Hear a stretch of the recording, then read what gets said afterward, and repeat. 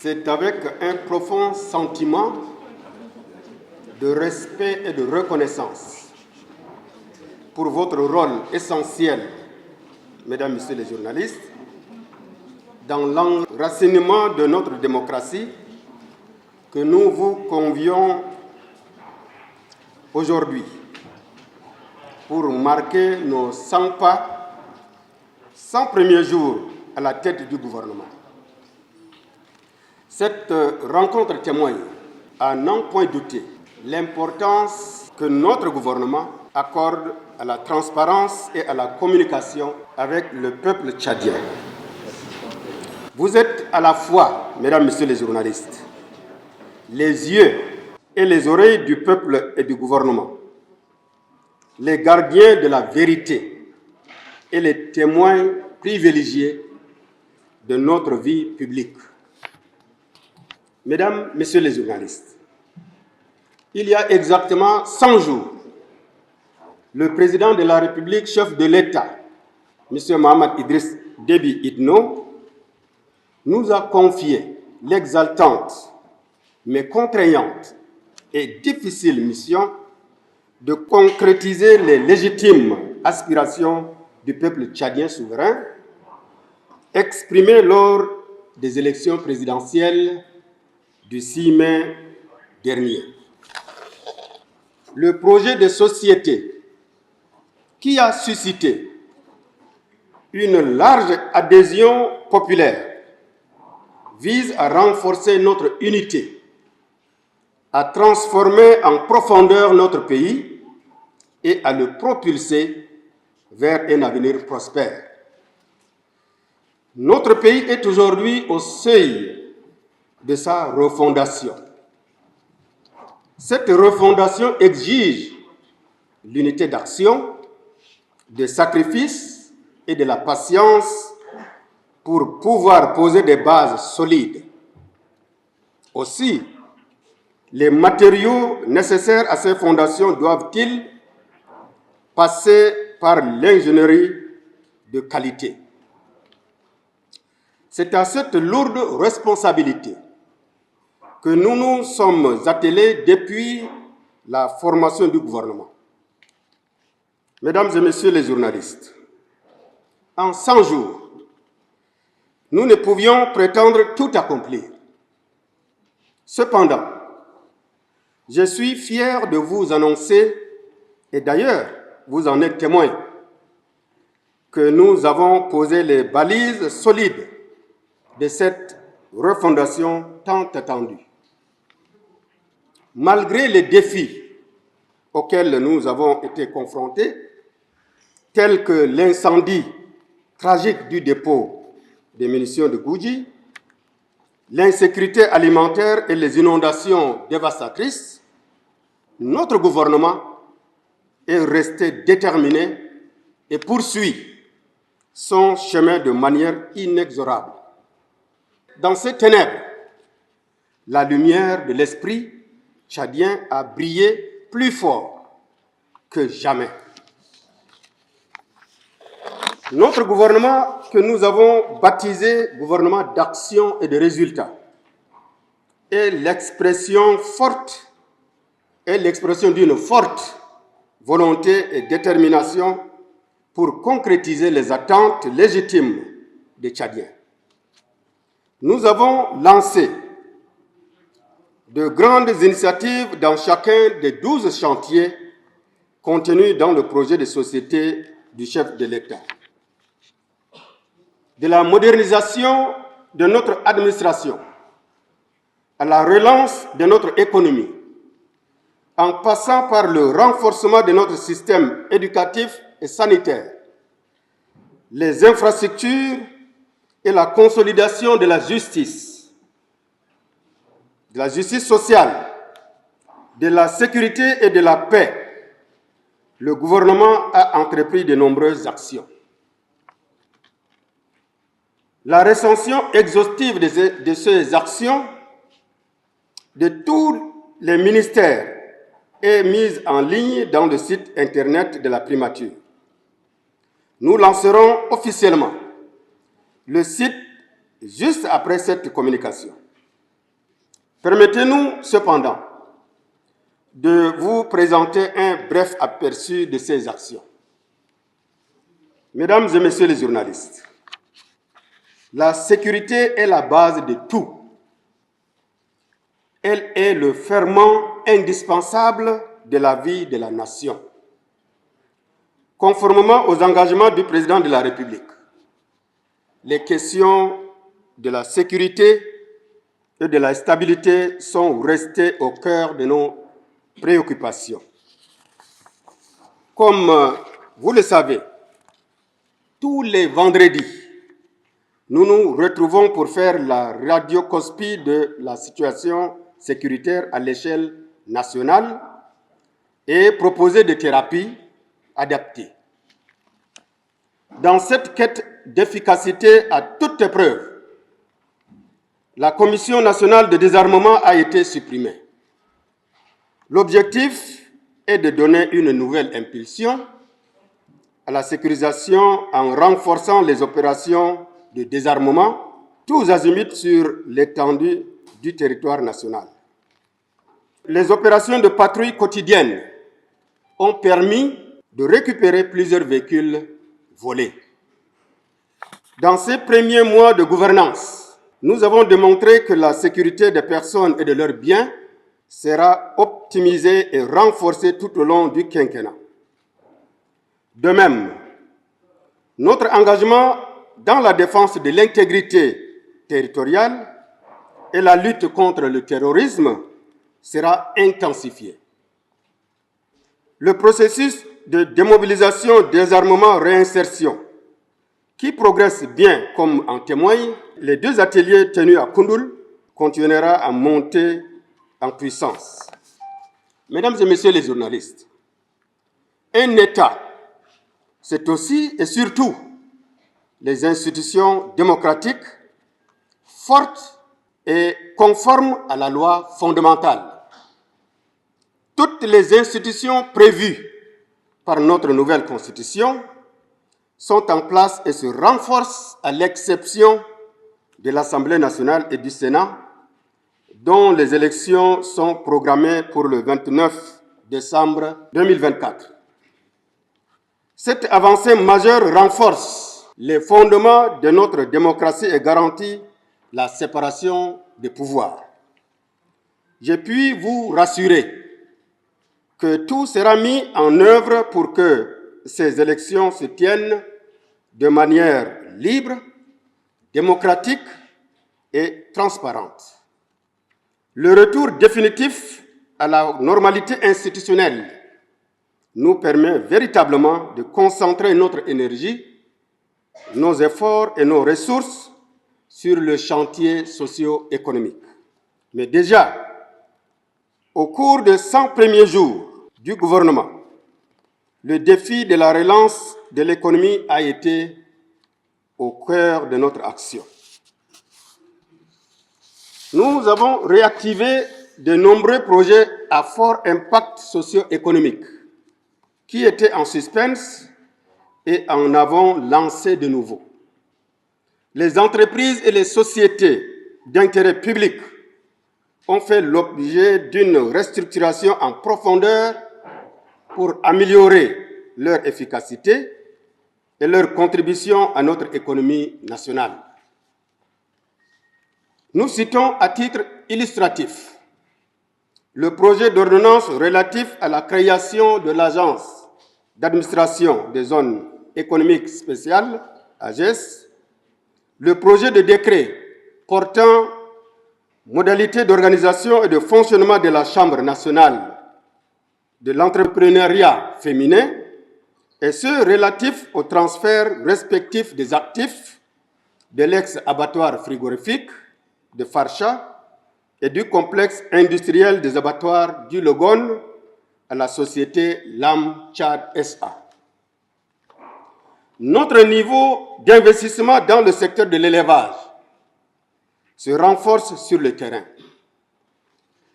En réponse à la crise pastorale, un fonds de plus de 6 milliards de nos francs a été débloqué sur instruction du chef de l'État ce qui a permis d'acquérir 23 tonnes d'aliments pour nourrir le bétail et conjurer les effets de la crise. Dans le secteur de l'agriculture, le gouvernement a donné le ton des projets porteurs en lançant, au début du mois de juin 2024, les travaux du périmètre irrigué d'une superficie de 3000 hectares en N'Djamena Fara. Dans les prochains mois, le projet sera démultiplié dans d'autres localités. Mesdames et messieurs les journalistes, la mobilisation des ressources pour la réalisation de nos projets structurants a été une priorité absolue de notre gouvernement. À cet égard, le Programme national de développement, PND, est en cours de finalisation. Il sera aligné sur les priorités et les orientations stratégiques du programme politique du chef de l'État. De même, un séminaire gouvernemental est prévu dans les jours qui suivent à l'effet d'élaborer et de valider le cadre de suivi de performance du programme quinquennal 2024-2029. En matière de finances publiques, nous avons mis en place des mesures rigoureuses pour optimiser la collecte de recettes fiscales et douanières, tout en luttant contre la fraude et l'évasion fiscale. À titre illustratif, nous avons mis en place un mécanisme de facturation électronique normalisé par une meilleure administration de la TVA. Au niveau de la Direction générale des douanes, il est mis en œuvre la digitalisation des services de la conservation foncière et de l'enregistrement des marchés publics. À la Direction générale des douanes, l'exploitation des premiers travaux du comité impôt-douane et l'amélioration de l'interconnexion douane-impôt ont permis une nette amélioration de l'assiette. Dans le cadre de la lutte contre la corruption et pour une gestion plus transparente et optimale des ressources publiques, nous avons poursuivi la modernisation de nos finances publiques et créé une autorité indépendante de lutte contre la corruption, AILC. Ces mesures visent à garantir que chaque franc soit utilisé au bénéfice du peuple tchadien. Mesdames et messieurs les journalistes, les infrastructures ainsi que l'hydraulique urbaine et villageoise n'ont pas été oubliées. En ce qui concerne les infrastructures, les principales actions incluent la poursuite des travaux sur les routes nationales prioritaires, l'intensification des travaux de voirie urbaine en N'Djamena et dans d'autres villes comme Faya, Amdjaras, Mongo, ainsi que l'achèvement imminent de la route Goura-N'Djamena-Bilala. Des efforts ont été faits pour maintenir la circulation pendant la saison de pluie grâce à des impréations de bitume et des aménagements spécifiques. Des projets importants, tels que la construction du pont sur le fleuve Mandoul et la réhabilitation des infrastructures endommagées par l'usure, ont été également lancés. Une feuille de route pour les études routières prioritaires a été élaborée et des mesures pour renforcer la sécurité des recettes du Fonds d'entretien routier, FER, ont été mises en œuvre avec la matérialisation de 6 postes de péage informatisés. Des investissements importants sont prévus à partir de 2025, avec un accent particulier sur la construction de nouvelles routes, la réhabilitation des infrastructures existantes et l'automatisation complète des postes de péage. Mesdames et messieurs les journalistes, distingués journalistes, L'accès à l'eau et à l'électricité, enjeu majeur pour notre gouvernement, est aussi majeur pour le développement de notre pays. Et cela a connu une avancée significative avec le lancement du programme d'accélération de l'électrification du Tchad. Notre objectif ambitieux est de porter le taux d'accès à l'électricité, qui est présentement de 11%, à 53% d'ici 2030, ce qui transformera la vie quotidienne des millions de Tchadiens et stimulera sans nul doute notre économie. En matière d'eau et d'énergie, il y a lieu de citer la rétrocession de 10 centres d'adduction d'eau potable à la Société tchadienne des eaux dans les grands centres urbains, la finalisation et mise en exploitation de 2 grands forages avec un débit cumulé de 238 mètres cubes heure, les avancées majeures dans le projet d'approvisionnement en eau pour la ville d'Abéché, avec la finalisation des conduites entre Biteya et Abéché et la réalisation à 98% d'un 2e château d'eau. La mise en œuvre de 191 forages équipés de pompes à motricité humaine et construction de latrines dans 4 régions dans le cadre d'un projet financé par l'Union européenne. Le démarrage des travaux de 38 unités de production hydraulique, la réhabilitation et remise en service de 151 points d'eau et réparation de 57 superstructures dans le Guéra.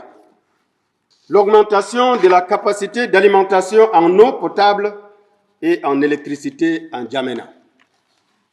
Mesdames et messieurs les journalistes, distingués invités, suivant les priorités tracées à la perfection, nous avons accordé une attention particulière à notre jeunesse, aux femmes, à l'éducation et à la santé.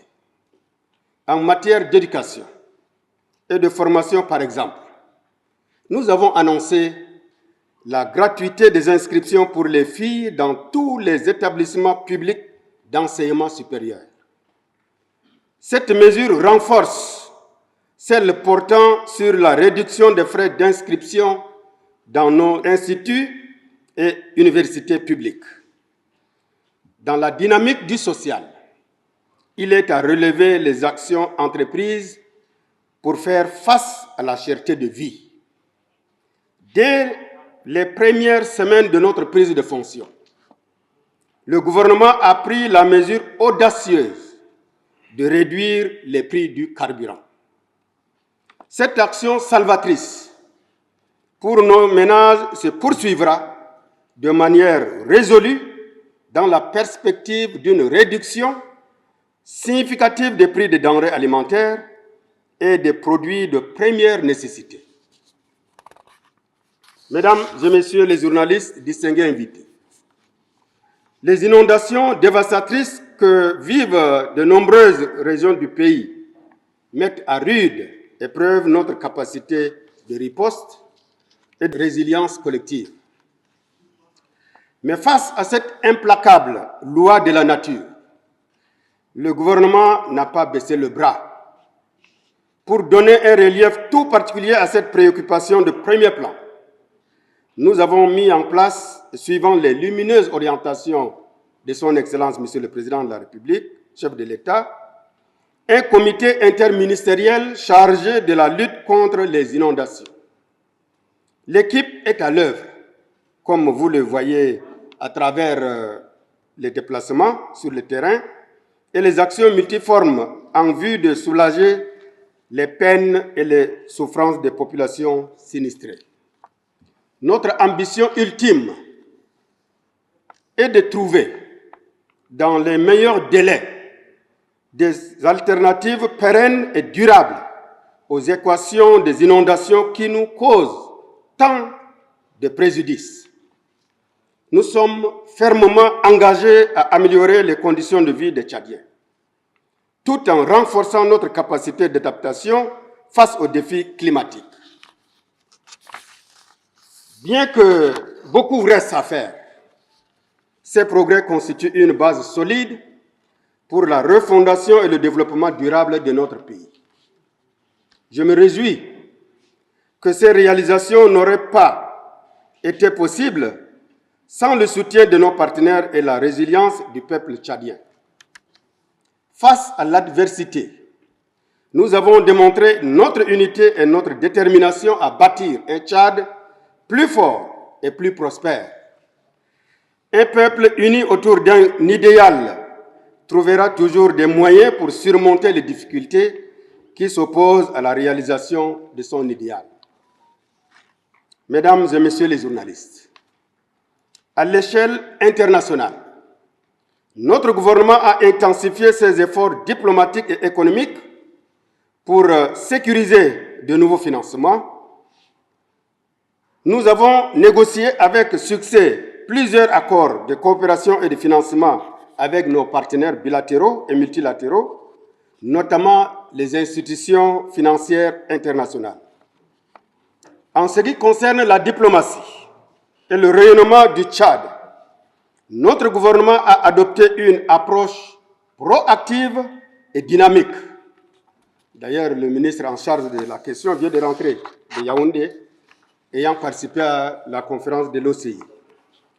Notre pays a renforcé ses relations diplomatiques avec ses amis et partenaires stratégiques pour se positionner comme l'un des acteurs incontournables dans la résolution des défis régionaux et internationaux. Le Tchad a toujours été présent et actif dans les conférences régionales, internationales de grande portée. Cette diplomatie agissante a non seulement renforcé l'image et la crédibilité de notre pays sur la scène internationale mondiale, mais a également ouvert de nouvelles opportunités de coopération économique, culturelle et scientifique. Mesdames et messieurs les journalistes, distingués invités, chers amis journalistes, vous avez un rôle plus que déterminant à jouer dans la diffusion de ce message d'espoir et au-delà, le progrès de notre nation, notre héritage collectif. C'est d'ailleurs en reconnaissance de l'apport des hommes de médias dans l'édification de notre pays que des hommages ont été rendus à deux de vos illustres pionniers, Mahamat Hissène et Ourmaji Moussa Doumgor, dont les noms restent à jamais gravés à l'ONAMA à travers les deux salles qui leur sont dédiées. Votre travail, mesdames, messieurs les journalistes, chers amis, permettra à chaque Tchadienne et à chaque Tchadien de comprendre les avancées réalisées et les défis qui nous attendent encore. Nous vous invitons à sillonner le pays, à chercher la vérité et à continuer d'être cette voie indispensable de notre démocratie.